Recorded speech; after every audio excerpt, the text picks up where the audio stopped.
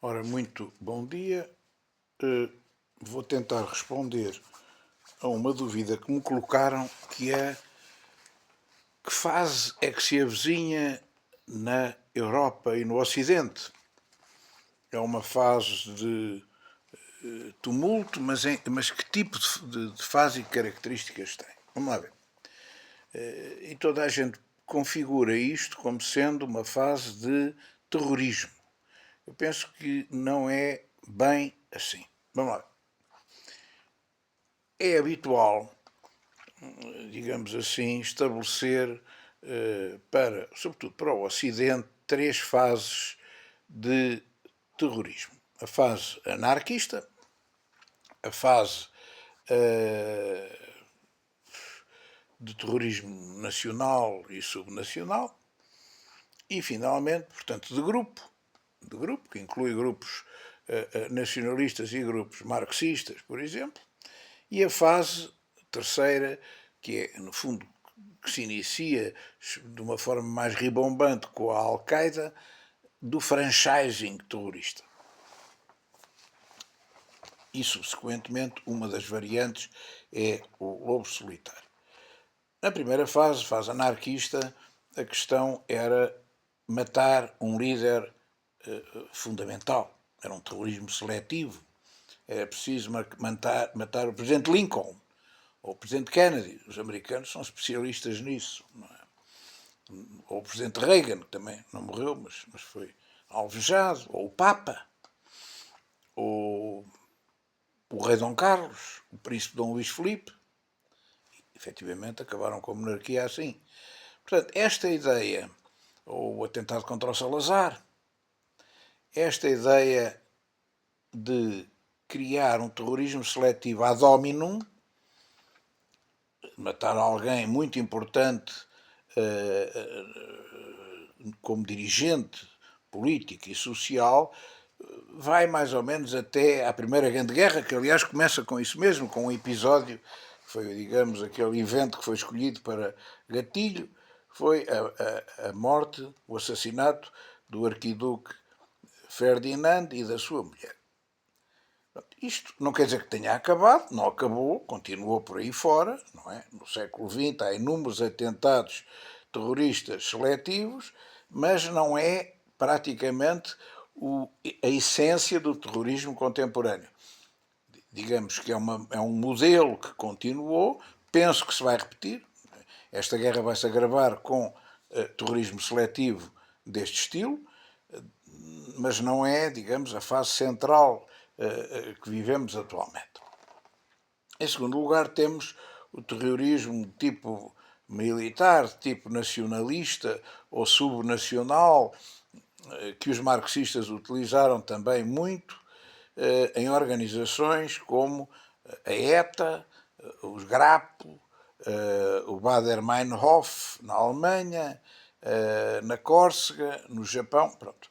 Estes modelos são modelos grupais que têm uma organização clandestina e que praticam um ato terrorista que normalmente se sucede a outros idênticos para, de alguma forma, tentar dialogar com o poder e substituí-lo ou desacreditá-lo.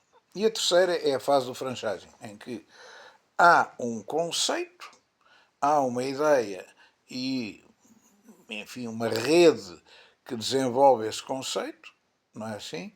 E depois há aquilo que se põe em prática, que precisa de um ou vários elementos, mas podem até ser lobos solitários.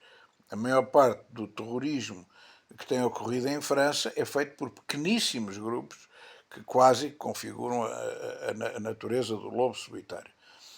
E para quê? Porquê isto? Porque no outro é preciso, no anterior, é preciso, apesar de tudo, nos dois anteriores, alguma empatia da população. Isto é, no tempo em que se utiliza a fase anarquista ad hominem, portanto, aquilo que eu chamo de terrorismo seletivo, tem que haver um ambiente de hostilidade à monarquia, ou de hostilidade à burguesia, ou de hostilidade a um Papa, ou tem que haver um partido grande, de grandes dimensões, um movimento, digamos assim, de opinião de grandes dimensões, que acolha, de alguma forma, um beneplácito a favor da ação desenvolvida. Se for vitoriosa, são heróis; se não for, são criminosos.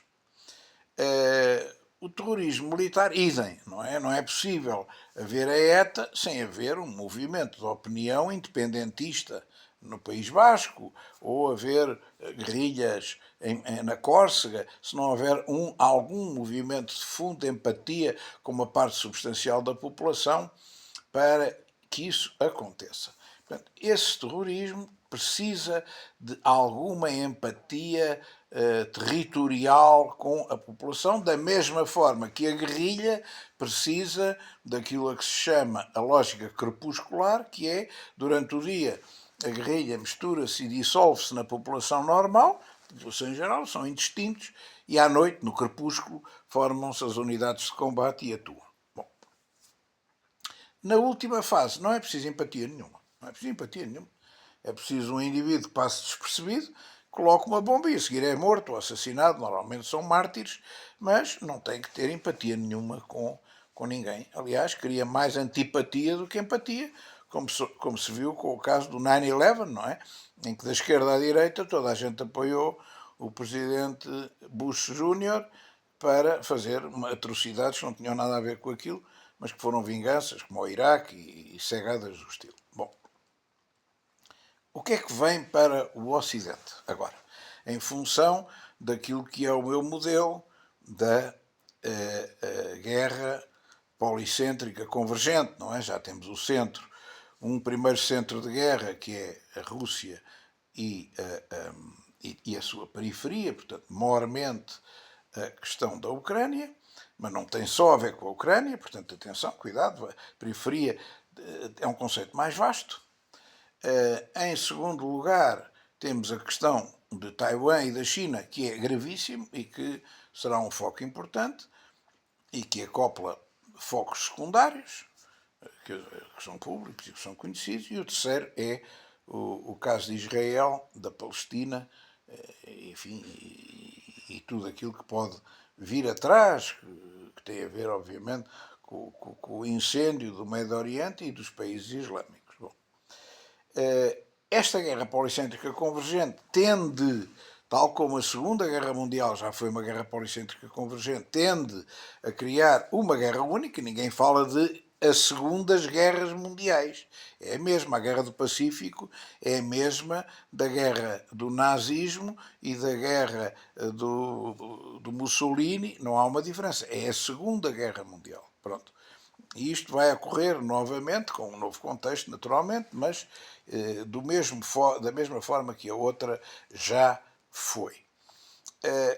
E, portanto, o que vem aí é necessariamente uma alteração diferente, que tem mais a ver com a guerrilha urbana do Marighella do que propriamente com o terrorismo, os dois modelos terroristas iniciais ou com a revolução. Esta ideia do franchising, da nova forma organizacional, criou, digamos, uma janela nova de oportunidades. Eu não preciso de ter muito arsenal. A maior parte desse terrorismo urbano é executado ou com veículos ou com facas. E é impensável proibir o trânsito, proibir as facas, a venda de facas. E se repararem, a maior parte dos crimes violentos hoje em dia são levados a cabo com facas ordinárias, com facas de culinária, não é assim? A ideia de que o terrorismo já não precisa de uma gestão centralizada, como era o terrorismo marxista, ou como eram terrorismos que tinham uma direção central. É aquilo a que alguns autores chamam de leaderless terrorism, terrorismo sem líder, que em certa medida utiliza o conceito de swarm, e eu temo muito que este conceito possa transvasar para uma má utilização da IA, da inteligência artificial. Veremos se eu estou errado, espero estar, concretamente, e utiliza também a ideia do modelo de empresa unicórnio. Então, são, digamos, figurinos que ajudam a perceber a novidade desta nova fase. Bom, portanto, o que vamos ter, a meu ver, em seguida é, em primeiro lugar, guerras civis e caos. Que são duas realidades diferentes, muito próximas, mas diferentes. A guerra civil é a divisão da população dentro de um Estado em dois exércitos e o combate entre si, não se admitindo neutrais. Ou seja, tal como aconteceu na Guerra Civil nos Estados Unidos, em 1860, por aí, não é? Cria-se um exército para um lado, um exército para o outro, duas partes, digamos assim, interiores que se degladiam, com Estados Gerais, com Estados Maiores, com tudo e mais alguma coisa, e que um deles é vencedor. E os neutros não existem. Os neutros são entendidos como inimigos por uma parte e por outra. As pessoas são forçadas a tomar partido. Isto vai acontecer, mas numa fase final do caos. Numa fase final do caos.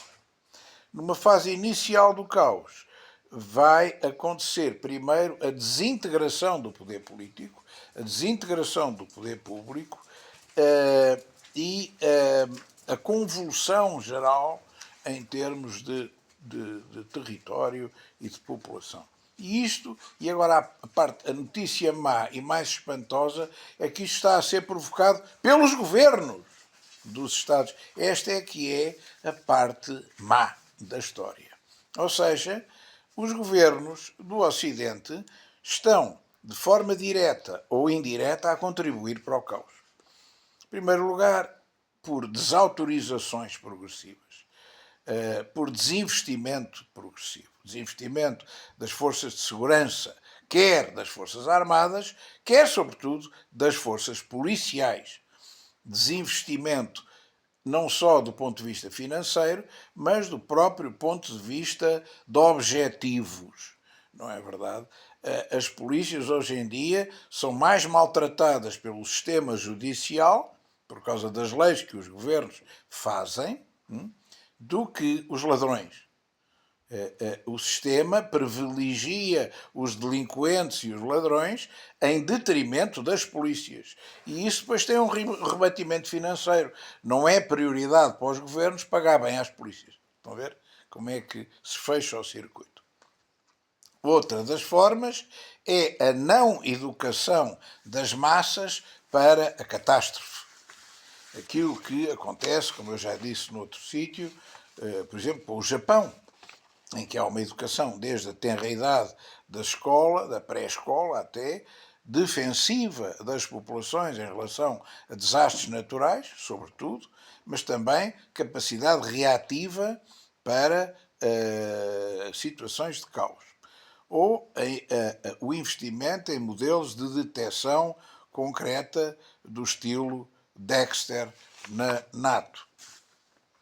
Tudo isto está bastante posto de lado. Bom, e, portanto, esta conjugação de deseducação das massas, deseducação do investimento em autonomia crítica das populações, desinvestimento na capacidade reativa das populações, desinvestimento na capacidade defensiva das populações, desinvestimento na capacidade cognitiva das populações, desinvestimento da informação adequada para as populações, é, obviamente, uma abertura de um flanco de tal maneira grave que vai corresponder forçosamente a uma diminuição de capacidade quando ocorrer o caos.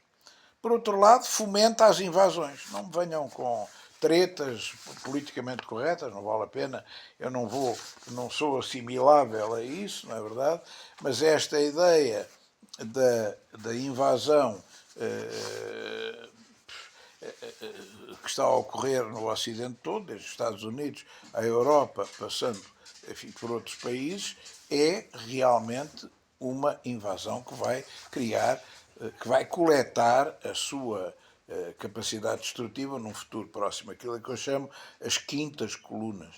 Não é possível reagir a uma densidade de populações inabsorvíveis, de populações que não querem seguir os costumes, nem a civilização, nem a herança cultural dos países que os acolhem. Não é possível gerir estes lotes de milhões e milhões de muçulmanos, concretamente, que são inabsorvíveis, sem que haja uma reação convulsiva para a qual as populações em geral não estão preparadas. Bom, portanto, os governos fomentam as invasões. Vê-se com a administração Biden, não é assim? Já há qualquer coisa como 28 milhões de invasores dos Estados Unidos da América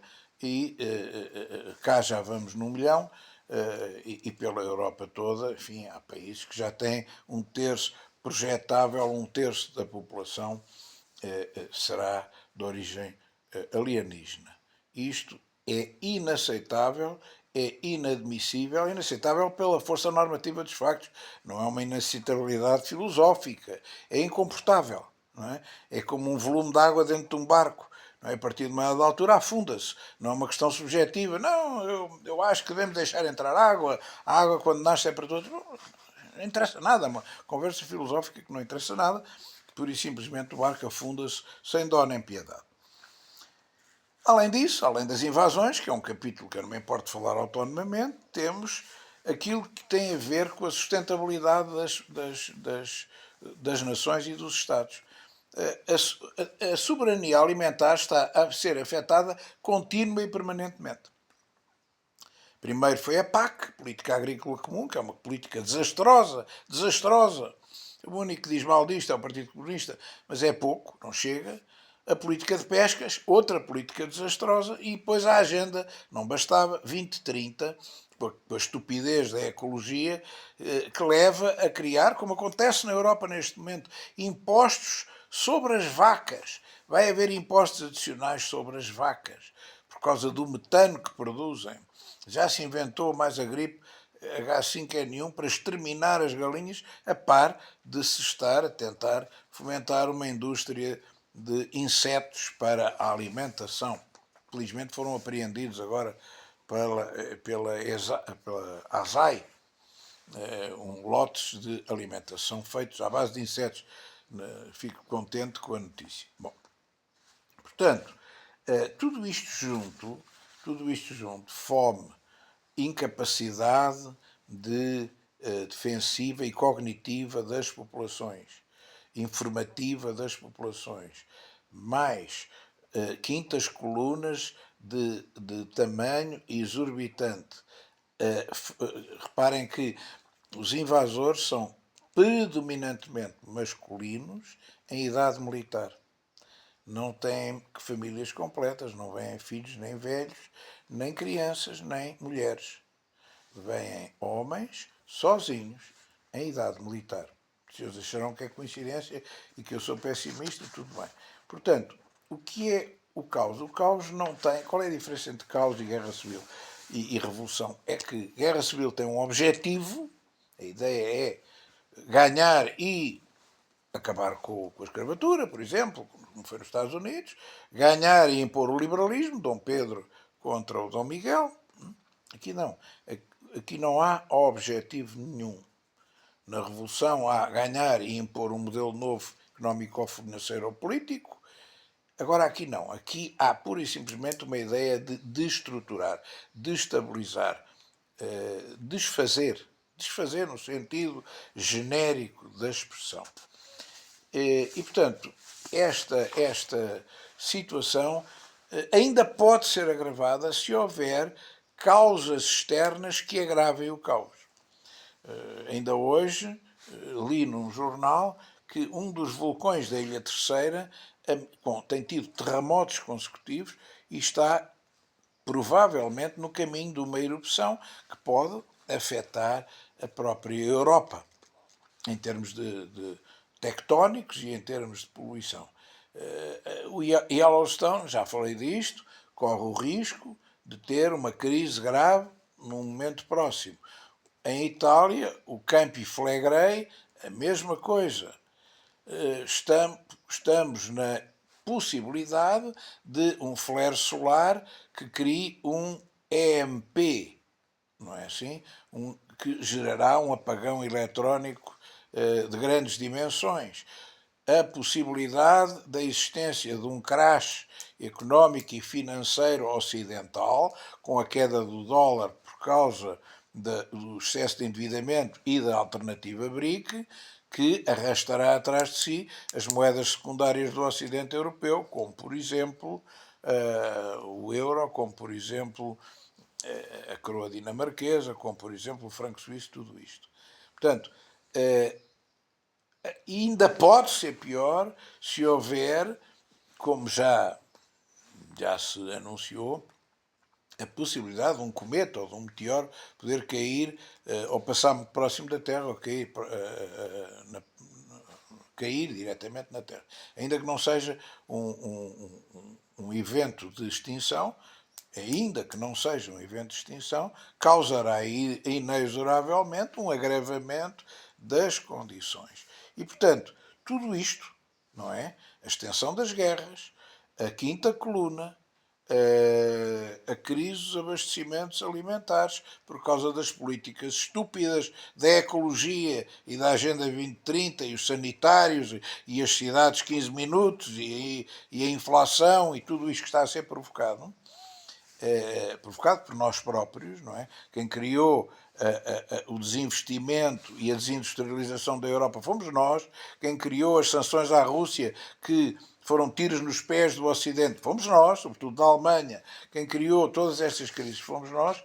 E agora tudo isto converge para agravar a situação que pode existir. Portanto, a ameaça pior não é só uma ameaça externa. A ameaça pior são os vossos governos, são as vossas políticas que destruturam e que planeiam a destruturação da sociedade política. Porquê? Não sei. Continuo sem perceber porque há apatia perante esta destruição. Mas os senhores têm cabeça para pensar, se calhar há algum interesse ou alguns interesses dominantes que não são tão óbvios. Podemos falar disto depois. Muito obrigado.